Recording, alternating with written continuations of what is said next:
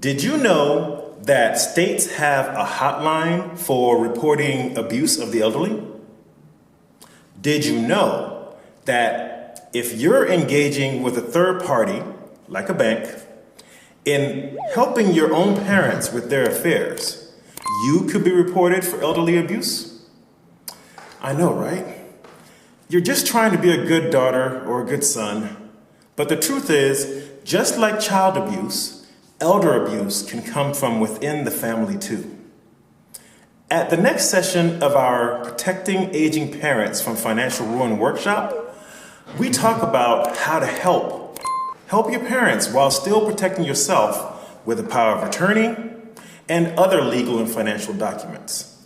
We help you really avoid being punished for doing the right thing for your parents and their finances while still respecting their autonomy.